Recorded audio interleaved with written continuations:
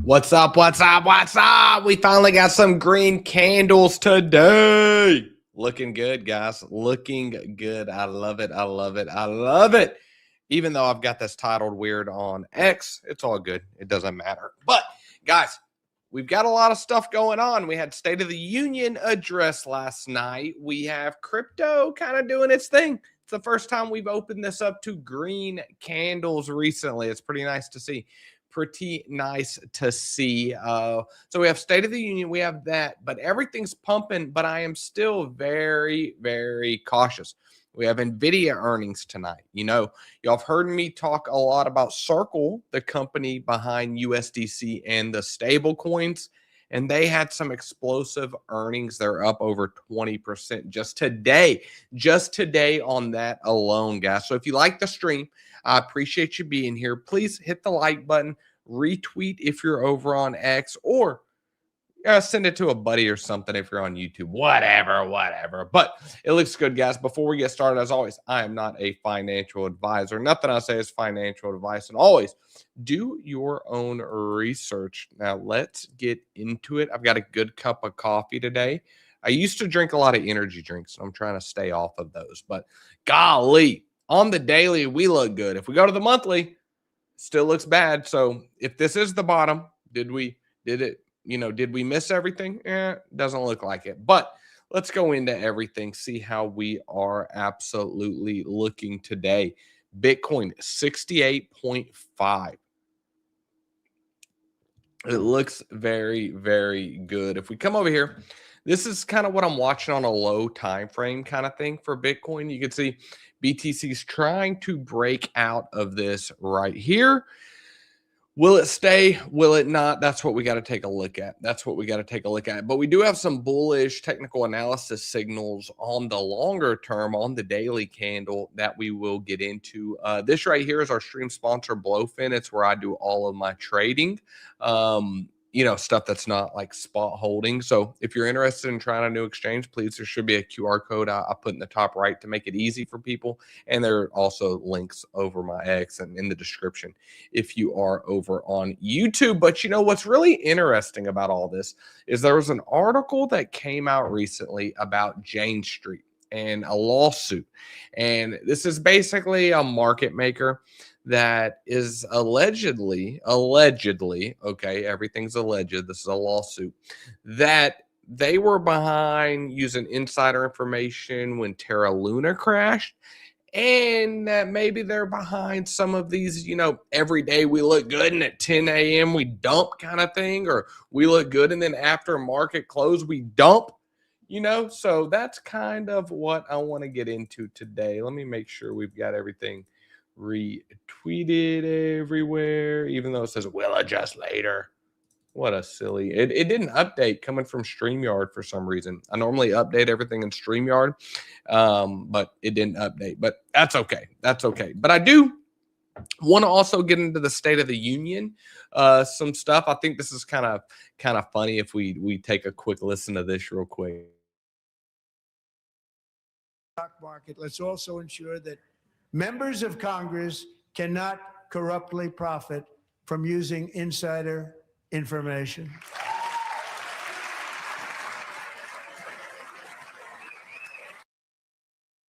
How many people do you think were like, is he talking about me? I mean, I'm sure they all do it, or a lot of.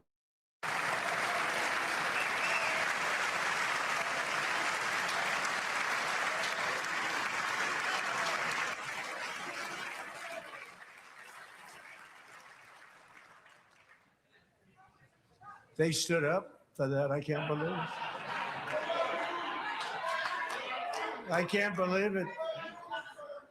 Did Nancy Pelosi stand up if she's here? It's ironic too. It's ironic hearing about this like insider trading stuff when us in the crypto side of things, which I don't believe the president mentioned crypto at all last night. But on the crypto side of things, we definitely know what's going on with with everything with Trump coin, Melania, World Liberty Financial, all of that. But anyways, moving on to better things, I see a few people repost the stream. I appreciate it. Definitely do appreciate it. But yeah, BTC potentially breaking out. We don't have a motivated seller today.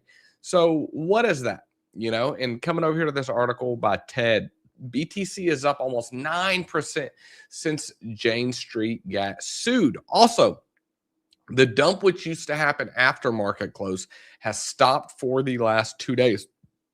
Probably a coincidence. So I want to break down what this Jane Street article is right here. This is detailing the lawsuit. Was Jane Street the secret villain behind Terra's 40 billion crypto catastrophe? Okay. In a development that could reshape perceptions of one of the cryptocurrency's most famous failures, this was the collapse of Terra Luna and their algorithmic stablecoin. A federal lawsuit filed on February 23rd accuses quantitative trading firm Jane Street of exploiting confidential information to accelerate the depegging of Terra's UST stablecoin, contributing to a $40 billion wipeout. So again, this is all alleged within a lawsuit that we're about to go over. But if this is true, this is up there with the worst things that ever happened in cryptocurrency, because we've had lots of failures in cryptocurrency. We've had things go insolvent. We've had people be too leveraged and that goes south. But if what we're about to go over was actually malicious and using insider information, then I hope there's people that have to really pay the consequences for something like this. The sequence of events according to the lawsuit, okay? Jane Street obtained confidential details about Terraform's emergency moves through insider connections, okay? And you can see the date right here, what happened, May 8th, 2022. Terraform quietly withdrew 150 million UST from Curve's 3 pool. Okay, that was the main liquidity pool for Terra Luna stablecoin. This wasn't announced publicly. It was an internal defensive mechanism to support the peg, because this was an algorithmic stablecoin supposed to be pegged to $1. Minutes later, less than 10 minutes, a wallet linked to Jane Street allegedly executed the largest single UST sell in that pool's history, dumping $85 million worth of UST. The suit claims this massive sell-off, done with advanced knowledge of the liquidity removal, was the catalyst that pushed UST below $1 and ignited the downward spiral. And they go through all the allegations here on the website. But if this is true, it's very, very bad. Like, it's one thing to get liquidated or for an exchange to go under on accident. But for people to be malicious and do this, think of all the people that lost money in Terra Luna. You can see these talks included expressions of interest. Okay, so let's go back a little bit. Jane Street executives reportedly engaged in discussions with Terraform leadership. Okay, like they were going to try to help and save it. So basically, Terra Luna had talked to Jane Street, told them the issues that were going on, and Terra Luna's foundation, or the company behind it, allegedly acted like they wanted to help. These talks included expressions of interest in a potential bailout. Jane Street reportedly considered injecting 200 to 500 million by purchasing discounted Luna or Bitcoin reserves.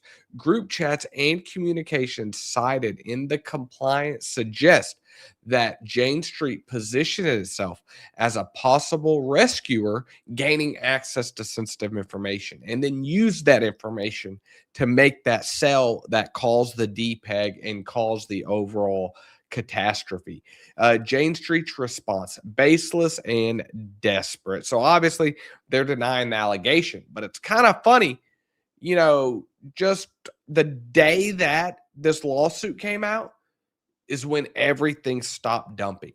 And also think about that, the type of, if this is true, right? And we don't know if it's true or not, but if it is true, just think about the level of audacity to keep doing it, keep doing it, keep doing it until there was a lawsuit pushed out. It's pretty remarkable that people act like that, you know. And let's see, what's what I'm saying. Look, I'm a USDC fan, but I know a guy who lost 2 mil in UST. Imagine thinking you are safe in stables and that crap happens. Sick to your stomach. Yeah. You know, and one of the problems with this is that it was an algorithmic stable coin. And I'm not sure exactly how it works, but it wasn't like pegged 1-to-1 with the US dollar like Circle is. And Circle is something that has a really, really good day today that I want to look at. But, you know, Circle's backed 1-to-1 with US short-term treasuries, which is now required in the United States due to the Genius Act that was passed at the end of the last year. And so, yeah, it's just very, very sad to see that this type of manipulation was done and or potentially done. And, you know, I'm somebody that's like a less regulation kind of guy. I would rather have close to no regulation if possible. But the reason that we need it is people can't act just cordial. People can't just be, you know, a decent person and play with fair rules. So you have to have governments come in and you have to have all these people come in and really, you know, try to legislate this stuff. But like I said, is it a coincidence or is it not a coincidence that we just happen to be calming down all the selling pressure on BTC right when this lawsuit came out, you know? So let's see if there's anything else in this article. For investors still holding Luna Classic or monitoring crypto recoveries, this could signal potential windfalls or just another chapter in a long saga. Yeah, I wonder what people did that were holding that. They just tried to swap whatever dust they had left into anything else, or if they, you know, kind of what they did. It's kind of crazy. Hi, nice to see you. Nice to see you. Nice to see you here. But you know, we do have a bullish divergence over here. If we take a look at this, we so basically a bullish divergence or a bearish divergence. And we could kind of go back in history and look at this so I can kind of show what this kind of is. And so typically when you have price going up, you also have RSI going up, okay? But a divergence is when these doesn't happen, okay? And so a bullish divergence is when price is going down, however RSI is moving upwards. And that is what we have seen, you know, since about the beginning of February. We have seen quote unquote bullish divergence. And so we need to see if this plays out. Some charts are a little different depending on, you know, who the oracles are or who, you know, where all the data comes from. But this chart right here on Blofin, if we adjust it a little bit, we come down and we catch this, we come up to that. You can see here it's, you know, we're getting close to it. That's right there around like 70K where this line of resistance would be. And we also have this line right here. If we just draw that, that's a horizontal line of the tip that we seen whenever we first came up from the 60K lows that we had on Bitcoin. So yeah, it's we'll see. I'm still very cautious on everything. I don't think the low is in, you know, never financial advice, but I personally do not think that the low is in. But it's something, I mean, you can see all these trades. Anytime you see a red, that's a sell. Anytime you see a green, that's a buy. And so these are all kinds of trades that I've been doing, guys. And so, like I said, our stream sponsor is Blofin. If you want to join, there's a QR code and all that. And then also, if you want to see the trades, we have a little Discord where we do those at. But I also try to post them on X and stuff as soon as I can. Just I like to be transparent about stuff. I mean, I'm not right about everything. I'm not wrong about everything. I definitely don't have a crystal ball by no means. But I try to do the best technical analysis I can in order to predict what's going to happen in the market. And, you know, anyone that's been watching the live streams, anyone that's been following me on X has seen that, you know, I'm a pretty big fan of Circle. You know, I originally bought Circle when it was around 61 bucks. And then it went to 51 bucks and it hurts. It hurts. You know, I put like 30K into it. So something like that hurts when you see your bag go down, 40 grand or whatever it is, or 4 grand or whatever it is. But, I have belief in it. I don't buy something solely based on the chart, and I don't buy something solely based on the product or the company. I use a mixture of both. Now, whenever it comes to stocks, the reason I'll buy something is because of the company, but the timing behind buying something is because of the chart. And I hope that makes sense. But there was a very, very big pump over on Circle today, and we can come over here and look at it over on Blofin right here. They actually have it in there. You can see that, and this is pretty cool being able to, whenever these stocks they have them, it's crazy because it's like 24/7 essentially. But like look at this. This is yesterday. This is up 35%. Like this is something that back here had a market cap of 15 billion. Like billions of dollars have poured into Circle. And the reason is because the earnings came back very good. We know that Circle is the second largest stable coin, or USDC.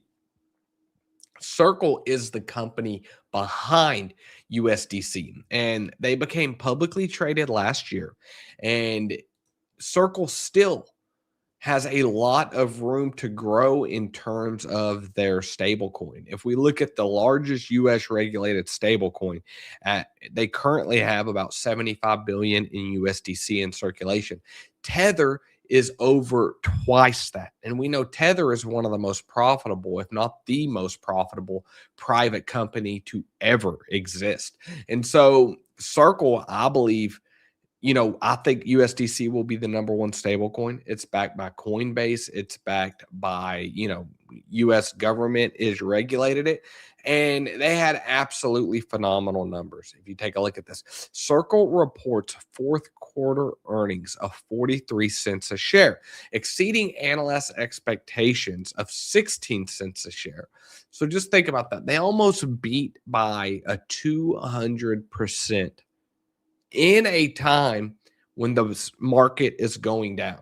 And we still have the Clarity Act moving forward that is going to bring a ton of demand for stablecoins in the US economy or the global economy, but this is regulated within the US economy, And so we can see right here, Circle issues the dollar peg stablecoin, reported earnings of 43 cents a share for the fourth quarter. So this is last quarter. So I guess we were pumping back then, but still. Surpassing Wall Street's call for 16 cents, according to FactSet. Revenue and reserve income totaled 770 million, up 77% from last year, above analyst consensus of 740. So they beat that by about 30%, but they beat the earnings by over double. It was supposed to be 16 cents a share, and it ended up coming all the way in at like 43 cents a share. And so if we just go back and kind of look all time on Circle, we can come back here. I have it charted. Right after IPO, it was one of the most sought after IPOs that I've seen ever. It right here, it IPO'd at $31. Okay. And then within just a matter of days, you could see just within a matter of days, it went up to $300. And then obviously, people that bought the top, they were hurting for a while, down 82%. But it hit, this is why I love technical analysis so much. It hit the 786 fib level absolutely perfectly. Okay. It hit it absolutely perfectly. When I started buying was right around this low right here. But, I could have waited. I didn't wait, and I didn't add more right here. I probably should have in hindsight. But looking at this, that was just the first wave. Like if you just want to do like just some light technical analysis targets on this thing, I mean, a full fib extension would be, which is like what gold did recently. Gold actually did over a full fib extension. It'd be 1173. If it did 2.618, it'd be 700. Like, I mean, there is this is a massive company with a lot of massive potential. And whenever I look at the best opportunities for me personally in cryptocurrency, it's probably stable coins, which is kind of ironic to think about. But, definitely super good earnings, blew Wall Street out of the water. And I think that this just goes to show that there is a huge demand for stable coins, and they will soon be used in ways that, we never expected. I believe that we're going to have all kinds of banks having their own stable coins, but I think they're going to be white labeled USDC stable coins essentially. So I think that these banks, whether that's Bank of America, JP Morgan, I think they're pretty much partner with Circle, and Circle will help them make the stable coin. And I'm really interested to see what Meta does, because Meta just released that they're going to come out with a stable coin or integrate stable coins into Instagram, into Facebook, into all those apps. So do they try to make their own again? Facebook's done that before. Or are they going to use USDC? Are they going to use Circle? It's really, really, really interesting to see. You see, the print reinforces continued USDC adoption despite a softer crypto backdrop, and should support a strong positive stock reaction today. Now, that's true, but you've got to also think that these earnings for Circle were when BTC was pumping. Like if we come over here and look at the Bitcoin chart, we could see that this is Q4 of last year, right? So this was right here. So, I mean, from mid-November, we started, we had a drop mid-November. So the first part of the quarter from like here was basically all-time highs down. And I don't know, does selling into stable coins, does that increase fees for USDC? How exactly do they make all their fees, and what's the most profitable time for them? It's we'll have to see. But the fact of the matter is that these institutions are going to try to move stable coins all around the world in a matter of seconds. And I believe they're going to go after Circle. I don't believe they're going to use Tether. Tether's had a lot of FUD in the past. Circle's backed by Coinbase. Circle's regulated in the United States. I am extremely bullish on Circle, and I think it's kind of just getting started. Like, even when I posted this morning at 73 bucks, it's currently up 10% from there at 80 bucks, and it's pretty cool. It's available on Blofin. So I think that's neat. But I want to get into this real quick, talking about, crypto, Bitcoin, and where some of these hedge funds and money managers kind of think we potentially can go. And right here's a video of Larry Fink talking about, and this is the guy from BlackRock, talking about how much people should allocate to BTC and where he sees it potentially going in the future. I was with a sovereign wealth fund during this week, and that was the conversation. Should we have a 2% allocation? Should we have a 5% allocation? If everybody adopted that conversation, but it would be 500,000, 600,000, 700,000 for Bitcoin. And this is where a lot of people's predictions come from when they're looking at, like when you look at Michael Saylor's predictions. I think that's basing it on everyone in the world when he says this like $15 million price prediction or something. It's based on everyone in the world kind of doing like a 5% allocation, I believe. And so, yeah, definitely CT's in a better mood today, though. If you look at crypto Twitter, it's definitely in a better mood. But let's take a look at kind of what's the outliers today, and what looks good. If there's anything specific y'all want to dive into, let me know.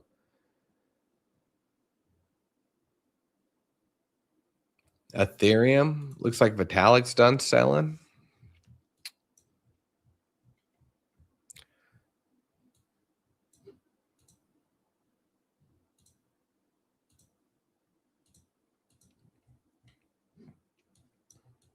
So yeah, let's see. So like a lot of patterns, a lot of charts look the same, right? A lot of charts look like they're kind of breaking out of this same pattern that I was showing over here. Now, obviously, we know everything follows BTC. And even though the stock market and everything looks extremely good today, even though the Nasdaq, S&P, they're all back to the same levels they were before that article about AI came out a few days ago. Even though all of that, I'm still cautious because the number one thing I think we should be looking at is this: NVIDIA.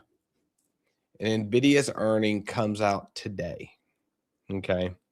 NVIDIA earnings on deck as tech stocks rebound. Anthropic relieves some AI fears.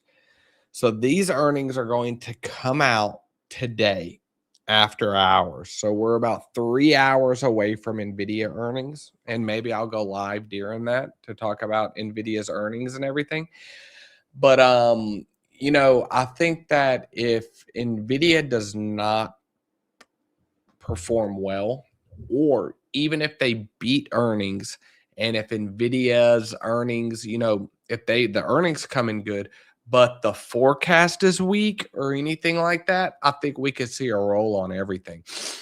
Let's come over here and look at the Qs. So you can see we're getting a pump today. Circle everything right here. Look at that gap.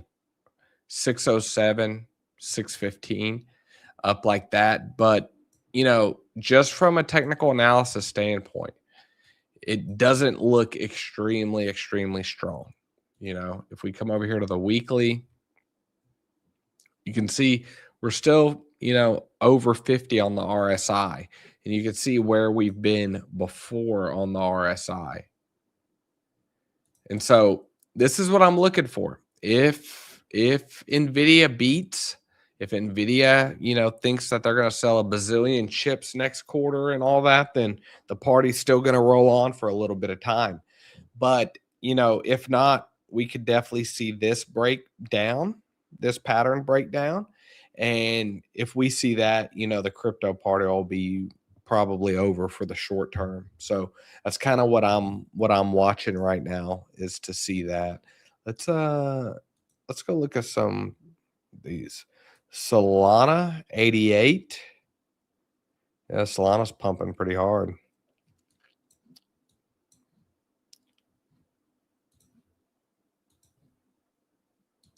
Up 17%. That would have been a good long.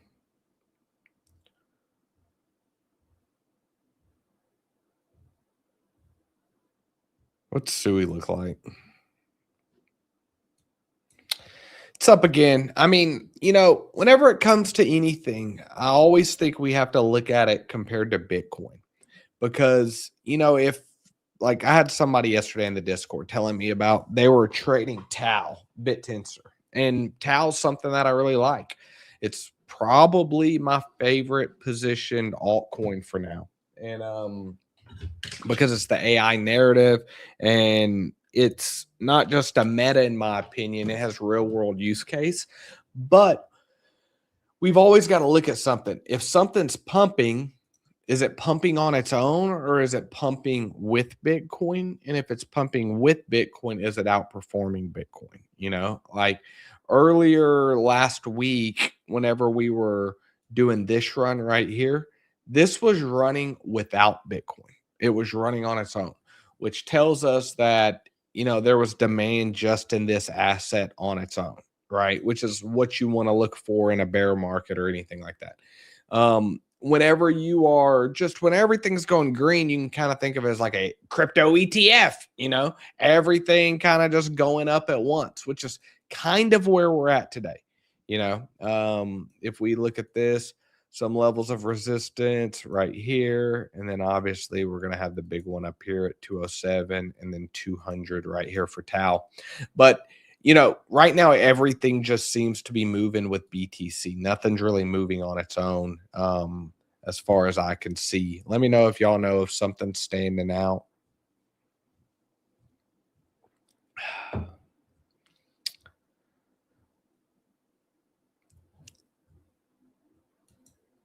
Kaspa. Oh, look at this good looking feller. Look at that dude right there. Okay. Pause that so you don't have to see me twice. Scroll on it for you. So yeah, Kaspa's up 10%. I mean, there's stuff up a lot more. About Kaspa, that's pretty low volume to market cap ratio.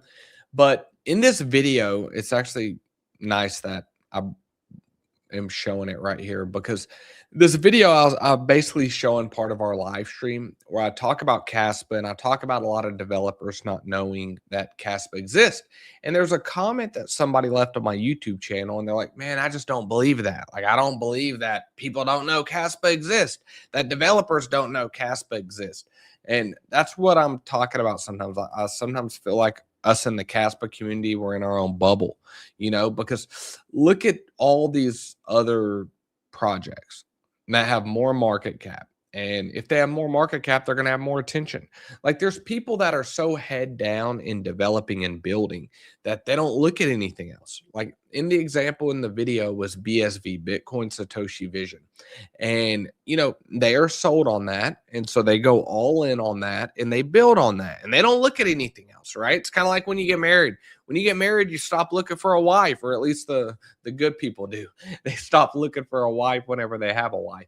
And so that's kind of how I feel it is with developers. You don't look for another chain to go develop on until either it comes to your attention and you can't ignore it anymore, kind of like what happened with Solana when people from Ethereum went to Solana, or something treats you so bad that you just decide to leave. You get fed up with it, right? Very much like a marriage.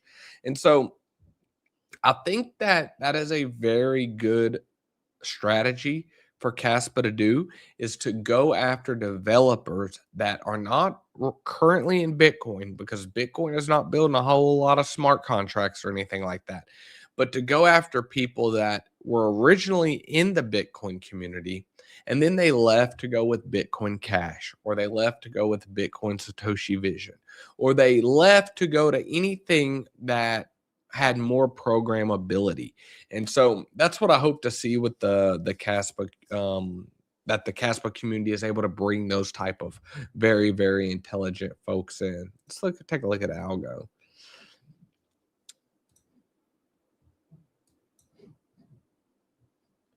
If you missed the interview yesterday, guys, we had Max up here yesterday. Max with a prediction market on Algorand, and also a real estate tokenization platform. It was great. I'm gonna post that full video over on the full interview over on YouTube. Look at this thing. What is this? Golly. I opened up a trade on this on Blofin the other day. I posted it on X and everything. But it kept running. Look at that thing. But it's very hard, anything like this. It's very hard to trade these because of the fact that it's I don't think this is genuine interest in this thing. I think it's kind of a lot of manipulation going on with Pippin. Like, I haven't found one person that's actually invested in Pippin, or one person that actually knows what Pippin is or anything like that. So it's very hard. It's hard to use technical analysis when things are being manipulated and such. Let's come back over to BTC. Yeah, I mean, it would be nice to see a breakout. It would be nice to see this, see a retest, see it come up here, see it come up here, see it break out. That would be nice. And maybe we see it. Maybe we do see it, but I do think a lot of it depends on NVIDIA, like I said. Let's go look at CoinGlass. Take a look at the liquidity. So we've grabbed all this liquidity.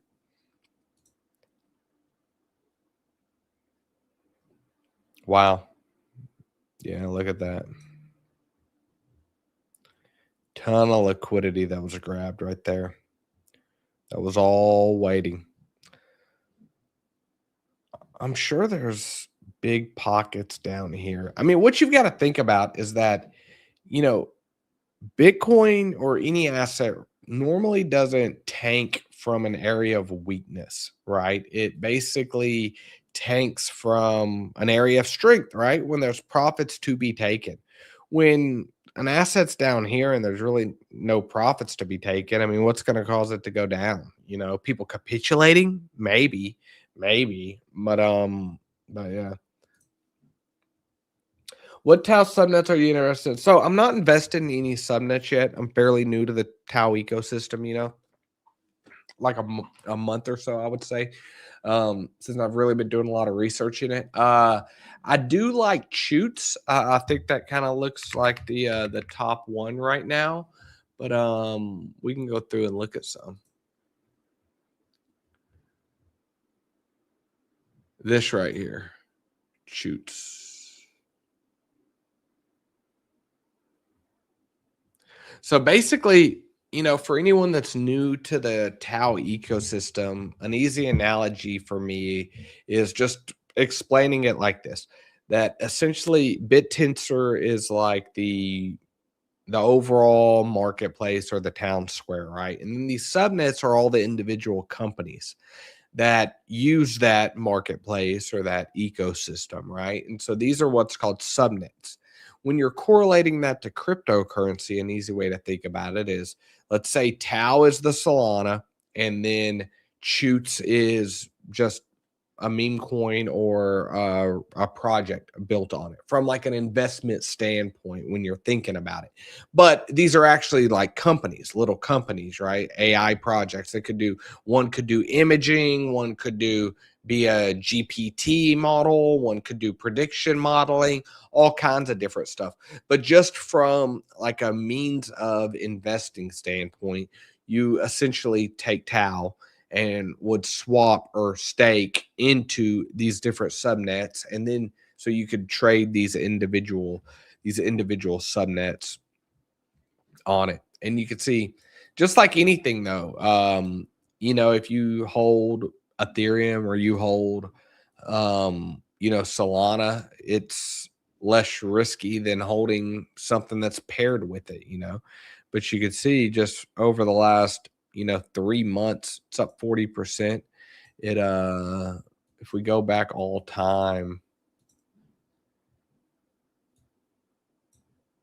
see, it ran up pretty good. Does it tell you what the market cap is? Okay, 82 mil market cap for Chutes.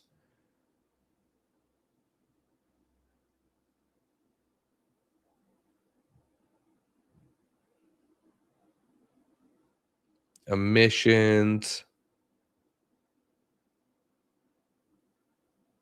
I need to make a video explaining like root and alpha and all of that. But we can go through, look at some other subnets. But like I said, there's a lot of subnets that are garbage, right? And so people might see them and think they're really cheap, but it's no different from an investment standpoint than, looking at bottom of the barrel stuff on like Dex Screener or Dex Tools or anything like that. Let's see. So Chutes, and this ID is the subnet number. So you hear people say like subnet 64 for Chutes or things like that. Is there one that you like a lot, Riley, that you would like to look at or that you're knowledgeable on?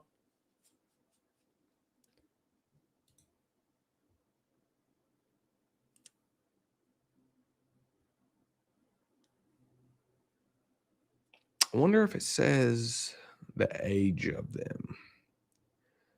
Daily chain buys. So here you can kind of see how much attention's in it per se. Volume 36K. When you come down to some of these, they're like very, very low volume. So yeah, I know I've been told some to look at, some to avoid.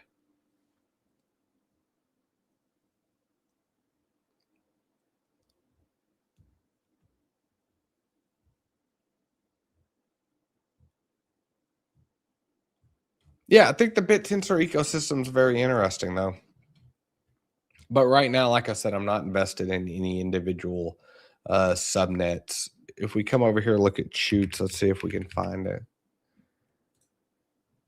the decentralized distributed serverless AI compute platform. Open source models hitting the same benchmark for pennies on Shoots AI. I would like to talk to someone that actually uses these subnets, like not just invests in them, actually utilizes the services that they provide. Shoot Search, AI search on Shoots is here. Shoot Search is our new AI search tool that is affordable, powerful, and open source.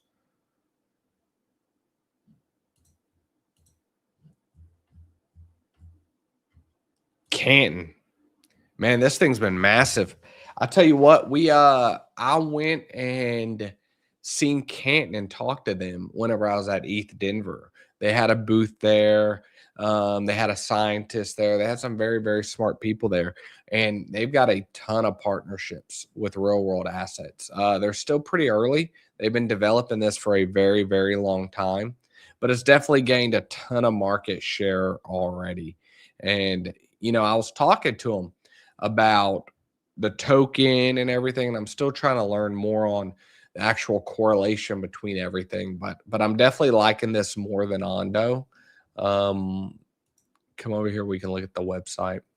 Canton Foundation. The foundation ensures fair governance and oversight of the global synchronizer, the decentralized system that connects everything across the Canton network. So right now they're still in the process of adding validators, and I think they're still in like the beta. I remember her saying something about part of her job was selecting what validators they bring online and things like that. So 765 validators, 39 super validator nodes, 3.1 mil in daily fees, which isn't a ton if you look at the market cap, but a 6.2 bill market cap total circulating. So there's nothing unlocked. That's one thing they did tell me about it, is that there was like no cheap VC tokens, anything like that. And I think that's why we didn't see like a huge, 95, 98% dump like we've traditionally seen on a lot of tokens. Let's see what the community is saying over here.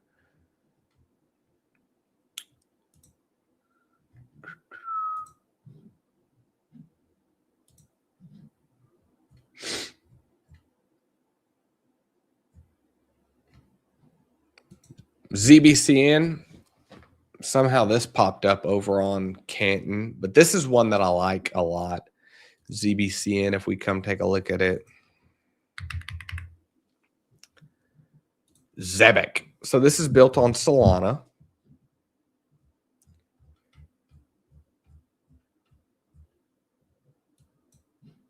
$220 million market cap. 100% supply and circulation. So there's no real inflation coming for Zebec.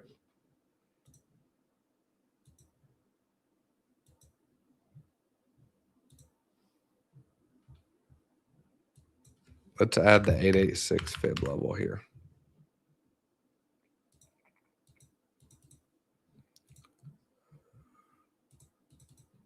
What's going on?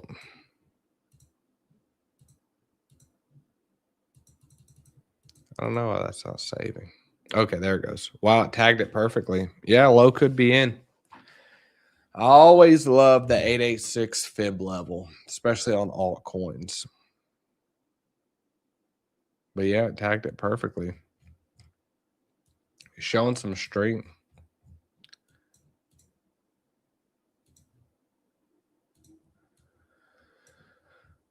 Extensions on the way up, potentially 2.5 cents. That's like almost over a 10x. That's pretty, but that's like what you consider like a full fib extension.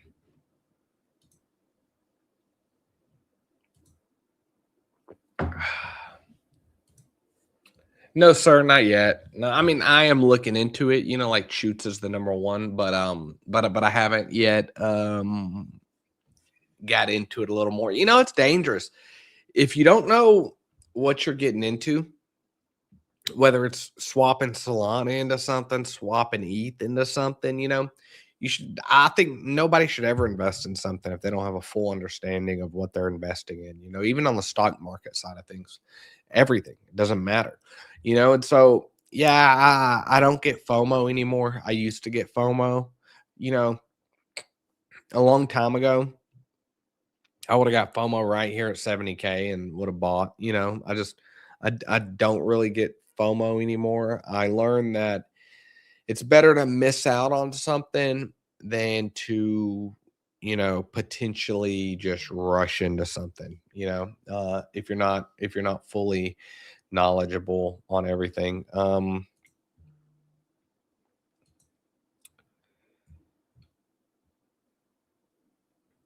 Trying to see on BTC. And the same thing with, how I said earlier, like whenever I'm looking at everything, is anything outperforming or is everything just ETF type moving with the market? When everything's just moving with BTC, might as well just trade BTC if you're going to trade anything, it's got the most liquidity in it. So you're not going to see these like random spikes, whereas if you look at like a very low cap coin or something, $1 million buy or sell can really cause a wick that could liquidate somebody, and really the price just goes right back down, right? Because it's sold on. And so if everything's just moving with the market, might as well trade BTC or ETH than trying to trade, like a 100 or smaller market cap token. I mean, it could definitely be. So this was a short I did last night. I put it in the Discord. It's short right here. I didn't get the most out of it. I think it was on like 10x, I think is what I did. But anyways, I took the short. I got in profit. And so I moved my stop loss into profit. So I was in profit, but I was asleep during this. This was like 1 a.m. my time. And so I was asleep during that. And so I got stopped out now in profit, right? I'm very big about like protecting capital, risk management, things like that. But I got stopped out in profit. Had I been awake, maybe I could have, taken it or moved my stop loss further into profit, but it is what it is. Yeah. Never go broke making a profit. But you do go broke making a loss. I'll tell you that. You definitely go broke making a loss. I don't know. I mean, this is right there at, 70K. So that's going to be a big level. Where's the last time we tagged 70? So here we tagged almost 71,000. But again, we do have a bullish divergence. So I think a lot of things is going to depend on NVIDIA today. I think a lot of people are underestimating what the NVIDIA earnings could do. Let's see what like the Qs are doing. We see Bitcoin giving up a little bit. Let's look at the Qs on a lower time frame. Basically just holding out. Let's take a look at NVIDIA.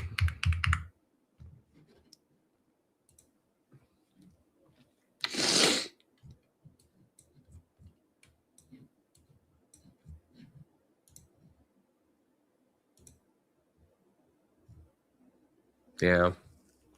I mean, it was running a little bit today pre-earnings, which I would expect it to dump after earnings, even if the earnings are good. Like if it runs hard going into earnings. Let's look at the hourly. So if we go back,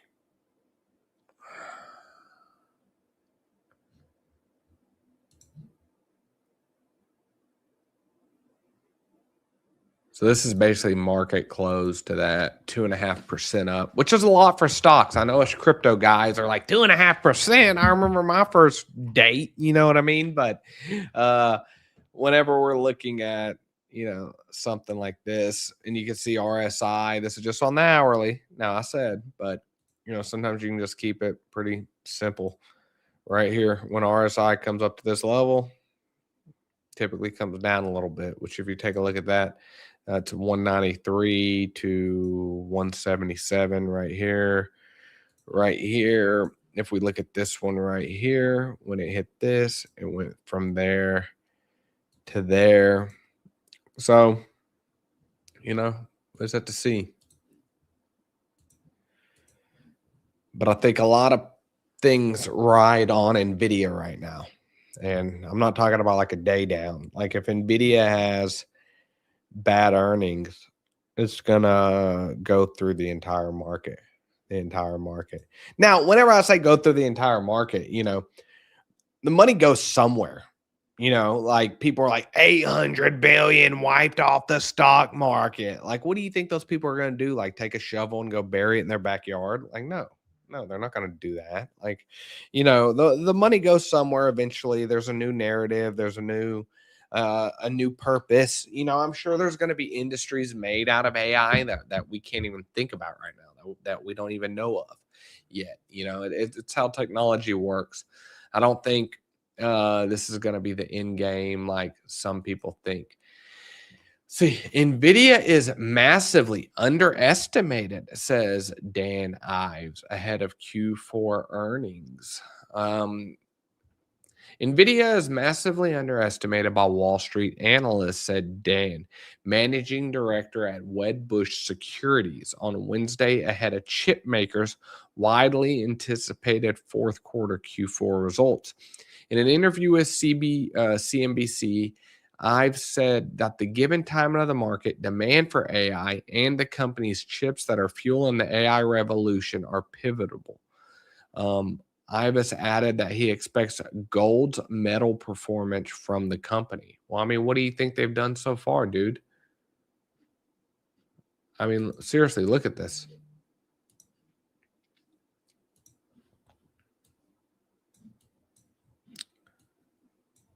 I mean, how much more gold can you get? I mean, come on, this is 2018, so 8 years ago.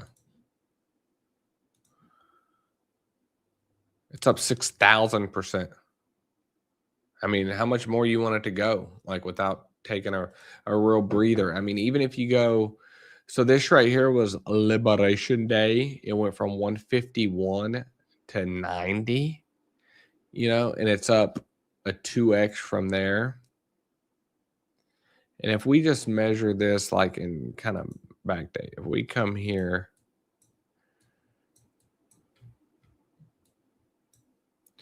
I mean, it could def run more. I just think that I think we need liquidity in the marketplace. I think we need liquidity overall. When we take a look at everything, quantitative tightening has ended, but we have not started quantitative easing yet. We've got tariffs. We have all this, you know, uncertainty in the markets. There's this Iran stuff. You know, let's go look at the Iran odds. But I think everything needs a little breather, you know. And so even if it came back to these lows or these highs back here, I think it'd be healthy. You know, what would that be from here? 20%, which is considered like a bear market in stocks. Ha ha. When you're a crypto guy, like what? 20%? But I mean, everything, I'm telling you, like everything is riding on these earnings. Like that is just the truth of it. Like everything is riding on it. Look at all these articles. How has NVIDIA reacted to earnings previously? On several occasions, the stock has dropped more than 2% the day after earnings, a sign of just how market expectations were. Over the last 5 years, NVIDIA has averaged a gain of 2.5% on the day after earnings, compared with a loss of less than 0.1 for the S&P 500. The average move in either direction after earnings for NVIDIA was 6.5%, compared to 1 on the S&P.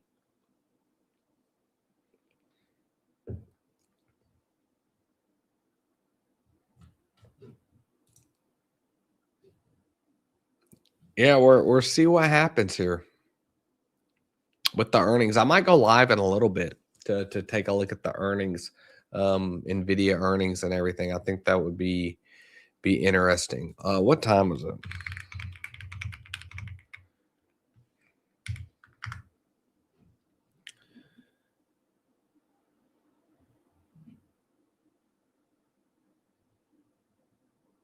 Okay.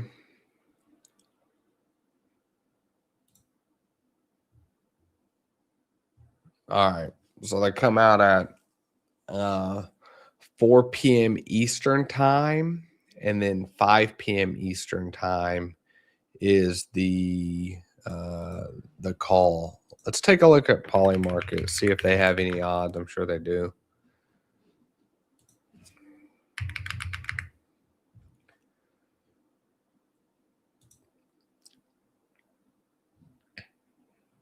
So it's like never been a doubt. Like, oh yeah, it's gonna beat. Normally the market's right.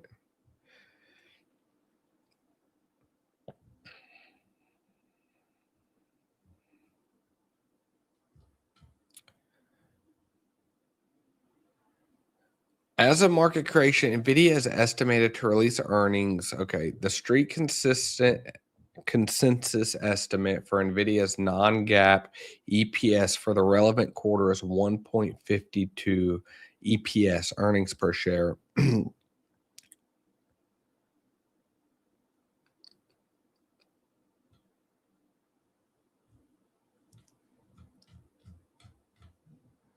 Is there a mention market for it?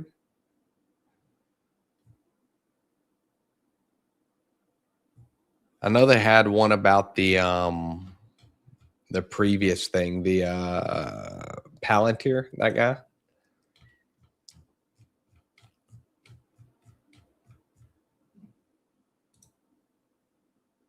Yeah, so basically that's what we're waiting for, guys. I mean, everything looks good. It looks good, but like I said, it's okay to be optimistic, but I think we should be cautiously optimistic whenever we're taking a look at all of these. You know, we're right here at this resistance of this downward trend line. If we just look like right there, we're right there at that resistance of that. We're not too far away from this 72K level, but everything's pumping today. Not just Bitcoin, not just, you know, any random alt. Everything's kind of pumping. If we take a look right here at NVIDIA, just anticipating earnings. If we come back, it's the 3-hour candle. So if we just look from yesterday's close, you know, NVIDIA is up 2.5%. You know, so we just have to see. Everything looks good though, guys. But if you want to trade with me, there's a QR code, also a link down below for Blofin. They are our official stream sponsor, so I appreciate them. And I try to post all my trades on X, but I definitely post all the trades over in the Discord. You can see funding rate has turned negative, meaning that there's a lot of shorts taking place right now on BTC, which is actually what caused all this. Shorts started getting squeezed out, and when shorts get squeezed, they have to buy to cover, and so it pumps up like that. Same with when longs get liquidated, we go down, right? They have to sell to cover, and so it's just kind of how the perpetual markets work, or the derivatives markets work. But yeah, you can definitely check out Blofin, guys. If you don't follow me over on YouTube, make sure you do. We have a video that came out this morning talking about Kaspa and what some people, that's an interview I have coming out soon, but this Kaspa video came out this morning. We will have the interview with Algorand come out. We have this short coming out that already came out that's talking about NVIDIA earnings and everything. And so, as always, I appreciate having all of you here. We will be here tomorrow for sure at 12 p.m. Central Standard Time, and I might be back later today for earnings. Let's see about the NVIDIA earnings, but I'm really wanting to come back for that. I'm a BTC maxi. Do you think AI agents will create something better in BTC blockchain in the next 5 years? Man, I think there's already better tech than Bitcoin. Like, Bitcoin tech isn't really, I mean, there's a lot of things that have better tech than Bitcoin. You know, Bitcoin at its core was supposed to be, if we look at the Bitcoin white paper, okay, so let's go look at the Bitcoin white paper. Okay, it was supposed to be a peer-to-peer electronic cash system. Okay, it's right here. Right here, Satoshi Nakamoto, peer-to-peer electric cash system. Well, it's not that. Okay. If we take a look at the BTC layer 1, it doesn't create a lot of fees right now. It's actually not even enough fees to really support the network long term.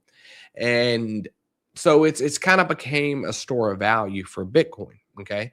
That's why we have had Bitcoin Cash spin off, and then off of Bitcoin Cash spun off Bitcoin SV with Craig Wright, Bitcoin Satoshi Vision. And so all going back to the days of the big blocks and the small block, the block wars and everything, you know, Bitcoin, I feel, was kind of held down. And then you had Blockstream come out, and they had their layer 2 solutions, and there's obviously fiscal reasons, monetary reasons behind all that. But I think there's better tech than Bitcoin for building on, right? Like, I don't think we're going to see the world built on Bitcoin chain, Bitcoin core chain. I think right now it's leading Ethereum. If you're someone that's really into proof of work, I highly, highly recommend doing your research on something like Kaspa. Kaspa's proof of work, but Kaspa is a BlockDAG, not a blockchain, and they're about to have vprogs come out, which is programmability. And instead of 1 block per 10 minutes like Bitcoin is, it's 10 blocks per second. And so it's still like relatively small blocks versus big blocks like Bitcoin Cash or Bitcoin SV went to. However, it's a lot of them, right? And so you could put a lot of data in those. Now, is it a bad thing that Bitcoin's a store of value? Not necessarily. When you think of it from a fundamental perspective, like being a digital gold, is that a bad thing? No, I don't think so. However, there is financial things that I believe we have to think about. And I can play a clip for you real quick that got a lot of attention on X. Let's see, is this the one? No. It's basically a clip. It got like 500,000 views. Here it is. Okay. And so this is basically talking about the fee problem with Bitcoin. And so basically, if we take a look at this, this is the time of me recording this video that I want to show you, is that this video right here. It was a clip from this live stream, actually. And so Bitcoin has 1 block per 10 minutes, right? We have to remember that Bitcoin's proof of work. So there's computing power that secures the network, sir. Or ma'am, I'm sorry. But so there's 144 blocks per day. Each block that gets secured, the miner currently gets 3.125 Bitcoin as a result of that for doing their work. And so right now, the average cost to mine a Bitcoin is about 70K, okay, roughly 70K. And so you can say 70K per Bitcoin times 3.125 is, let's just call it 200K. $200,000. So it costs $200,000 to secure a block, essentially. Okay. And so right now, the Bitcoin that comes out is a subsidy, which is supposed to be an intermediary for fees to ramp up. The problem is we're really not seeing the fees ramp up. If you take a look at the day I recorded this, the total fees for the entire layer 1 network was 2.6 BTC, which was only about 180K. And so if you look at that from today's perspective, that's really only enough to secure the Bitcoin network 1 out of 144 blocks per day. So, okay. So now you got 143 other blocks you have to finance. How do you do that? When the block subsidy runs out. And, a lot of people say, well, when's the last Bitcoin going to be mined? That's something for my great grandkids to worry about. Well, not really, because yes, it's true that the last Bitcoin in the halving will be 2140. Okay. So it got over 100 years, but we've also got to take into consideration that in 3 years from now, this number is going to be 1.6 something. In 7 years from now, this number is going to be 0.7 something. In 11 years from now, it's going to be 0.3 something. In 15 years from now, it's going to be 0.16, 0.17 BTC, right? So you can see from like a security of the network problem that Bitcoin kind of has to double every 4 years in order to keep the same network hash rate as there is now, or the same computing power. Now, there is other stuff. There's difficulty adjustment, which happens I believe it's every 2160 blocks, which it comes out to about every 2 weeks. I forget the exact block number, but every 2 weeks, there's a difficulty adjustment, which basically helps keep the blocks coming out every 10 minutes. And, if certain miners turn off, this difficulty adjusts and it balances. But how low can the hash rate go without having to worry about it? Like um, if we're currently only able, like with fees without the subsidy, if you divide 1 by 144, that comes out to like what, 0.6, like 0.6, like not even 1%, right? And so, where do we come up with the rest of it? And how low can the hash rate go for BTC for, us to not have to worry about it? I don't know. Like, if the hash rate falls down here, is that okay? Maybe. So we just have to see how everything comes out. I really wish that, we were able to build on top of BTC more. I wish we were able to put, data on it. Like if we come look at BTC layer 1 fees, if you look at their fees all time, you're going to see that the time that they had the most fees, and hopefully this is a good website, but was during ordinals, which are like NFTs basically on BTC. So like right back here, you see all this. Look at all these fees. So like each transaction fee, $40. Back here, $130. All back here. But when you look here, the base network isn't creating any fees for Bitcoin. And so basically, this whole store of value proposition goes against what is needed for BTC to survive long term, which is, fees on the base layer 1. Now, what happens? What happens if, we get 12 years down the road and there's not enough fees and there is a network security problem?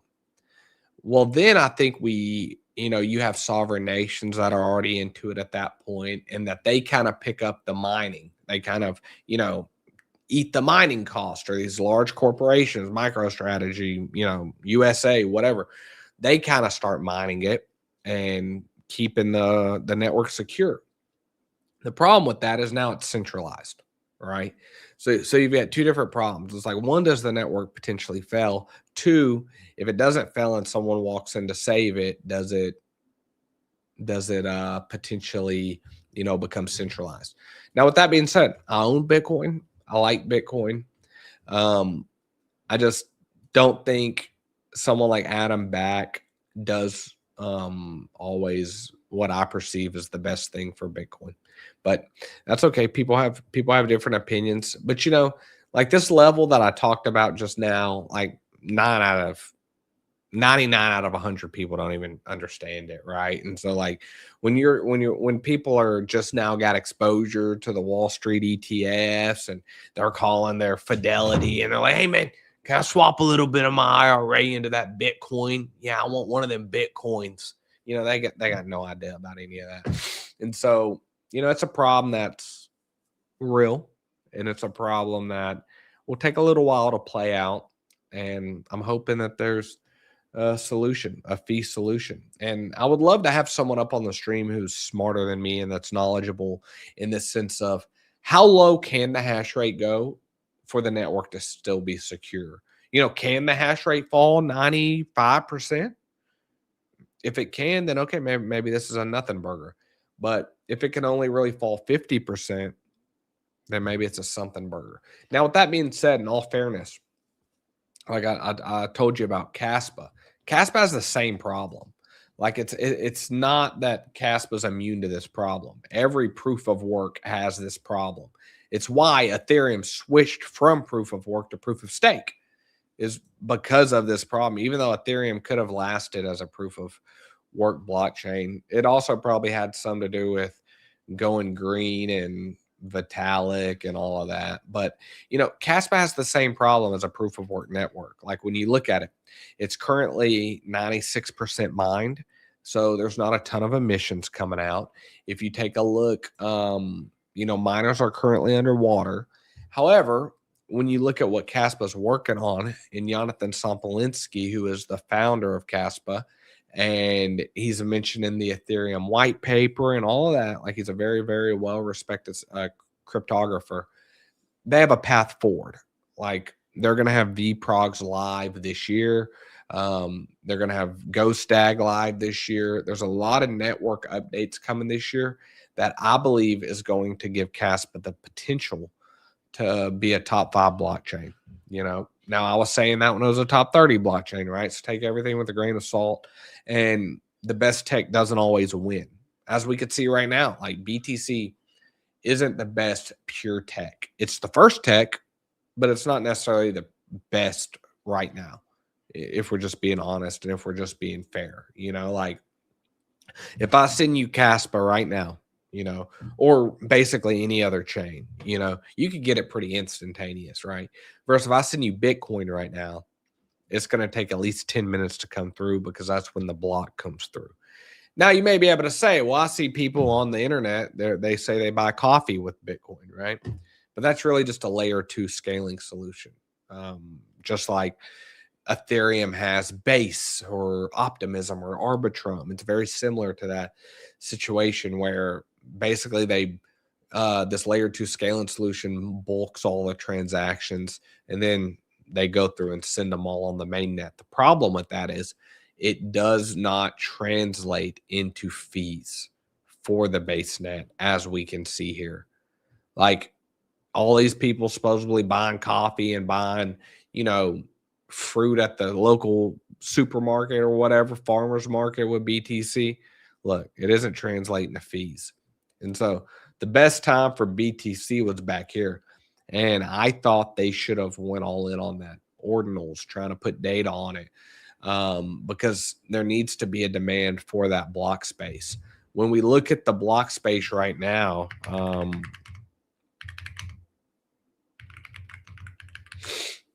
if we look at the block space right now on BTC, and like I said, I'm not against Bitcoin. I like Bitcoin. I'm just trying to find the website I used to look at. Recent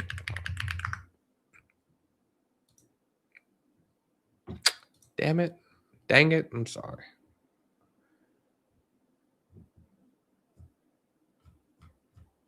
Here, I'll show you the video that I was talking about earlier right here. Let me just play this real quick. I kind of show the example in here.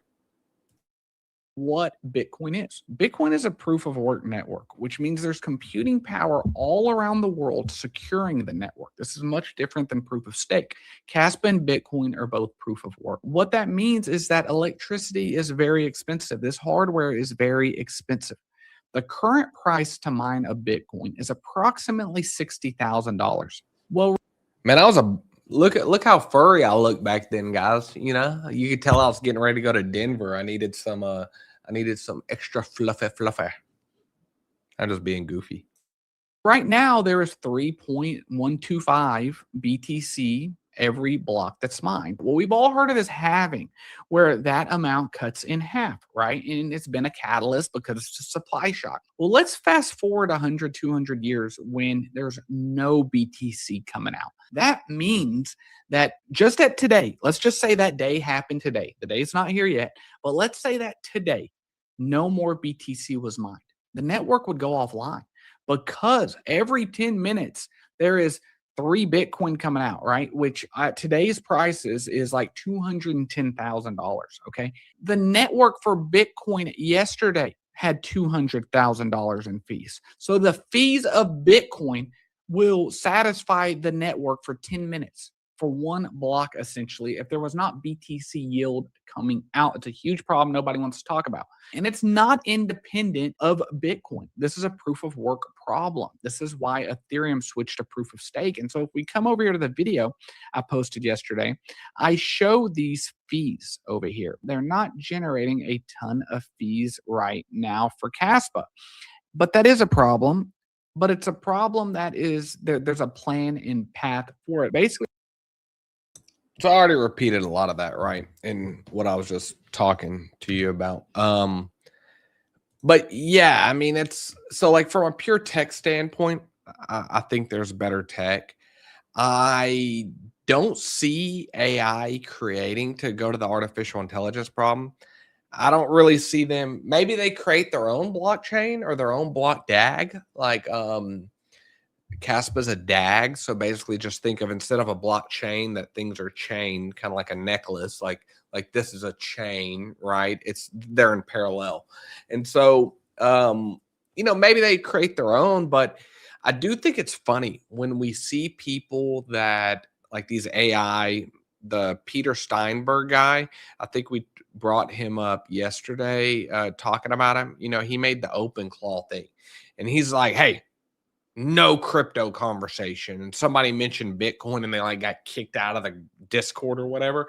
It's like, man, how do you expect these AI agents to transact? Like, what do you think they're going to do? You think they're going down to Bank of America, opening up a bank account? No. Like, they're going to use some form of cryptography to do microtransactions, to pay one another. If we're really moving to this world with autonomy, with everything being autonomous, it's a interesting thing, So yeah, I'm not too worried about AI making something that's obsolescence, but I am worried about lack of fees and the path that we go on with Bitcoin, which is highly incentivized by Adam over here. And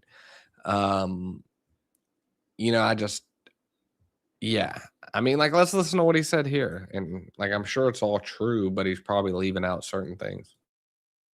Dollars, Bitcoin is sort of mathematically scarce, which euros and dollars are clearly not. When the economy has a trouble, they will engage in moral hazard and create lots more of them. And so even since COVID, there are a lot more dollars than there were before COVID. So effectively, that's going to create inflation because the products and the services haven't increased, but the dollars have. Whereas with Bitcoin, you have this more, absolute mathematically guaranteed scarcity. Short-term volatile. Once Bitcoin has reached full adoption, wherever that is, it should become, in the long term, more price stable and remain an inflation hedge. I mean, like I said, nothing he said was not true, right? He just left out the part about the network generating fees. And so that's yeah, it's kind of my only concern around BTC. I think it's a big problem, but let's go look. This is going back to the Jane Street thing. May 10th, 2022, Luna crashed from 40 billion to 0. Golly, I'm so glad I wasn't a part of that. 10 a.m. manipulation, exact time when Bitcoin dumps daily. 19 bill liquidated in 24 hours. All these events have two things in common: the digit 10 and connection with Jane Street. That's crazy. Bitcoin extends its days. Let's go back and look.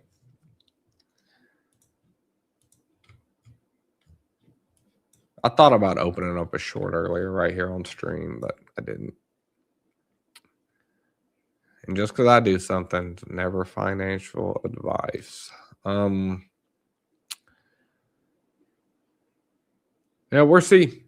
We'll see. I think I'm gonna hold steady for now. Like I said, I had a trade last night right here, this red one to right here, but but I think I'm gonna hold steady right now. I'm probably gonna go live in a couple hours, guys, to talk about NVIDIA earnings and things like that. Because I think that's what everybody is waiting on. The only thing is, I would think if something, you know, we're all human at the end of the day. And there's people that exist in this world that they know what the earnings are going to be, right? And I don't know. I would think it would be kind of leaked out if earnings were bad. You know, at least some way, shape, or form. And so I expect them to be good, but what we got to see how the market takes it is their projections going forward. Like if they expect growth to slow, if they expect this or that, because there's a lot of competition now in the AI sector. And if we go take a look at basically, you know, the stock market last year, if we took out the Mag 7, which is like Tesla, Meta, NVIDIA, you know, and all those, if you kind of take those out of it, the market was kind of down. But golly, look at Circle. This thing is printing up 32%. Wow. Wow, wow, wow. How much am I up? About 50% almost.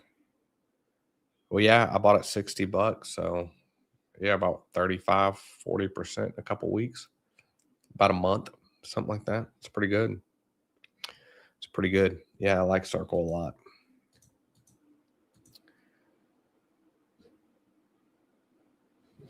Want my dang computer freezing up on me? What's going on? Give this a second to come back. I don't know. My browser.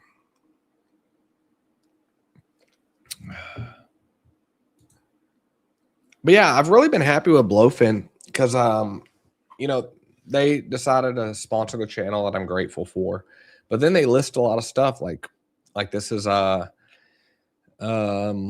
Coinbase, you know what I mean? And then I was like, hey, what about Circle? And they were able to get it. So I was like, okay, that's cool. That's really cool. So golly, what a massive thing. Yeah, that's absolutely massive. But yeah, guys, we got a good day in the markets. All eyes on NVIDIA right now at the end of the day. All eyes on NVIDIA. If you want to join Blofin, there's a QR code and also a link down in the description if you're interested in trying to find a new exchange. And make sure you follow over on X and join us every day, please, at 12 p.m. Central Standard Time. Just want to hang out with y'all, have honest conversation, see how the market is. Doesn't matter if the market's good, if the market's bad, whatever the case. I'll be here Monday through Friday. And then whenever we have big things come up like earnings or we have something come up like FOMC meeting, I'll make sure to live stream those as well. But guys, we will see you tomorrow. I love you all.